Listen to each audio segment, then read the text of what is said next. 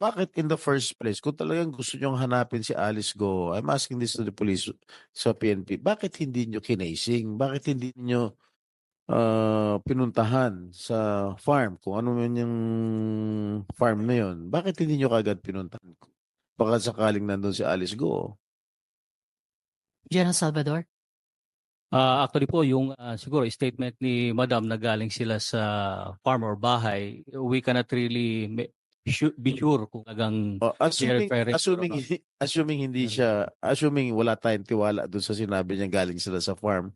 Di dapat right there and then nung sinabi ni Alice Go na pinaghahanap na natin si Alice Go, dapat kinasing niyo na yung farm na sinasabi ni kung saan sila nakatira, di ba? Actually, Your Honor, since July 12, after USAA requested us for police assistance. In fact, there were around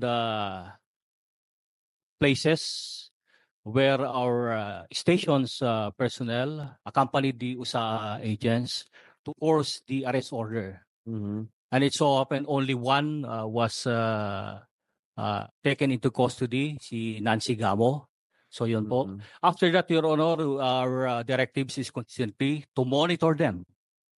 When we talk about monitoring, of course, we can always say that it is not a 24 hours because we are only responding to the arrest order given by the Senate, and it is the USAA, all the circumstances of mandate, and we are just extending police assistance. Nonetheless, Your Honor, given that monitoring, it is true that we have not monitored when we talk about how they left.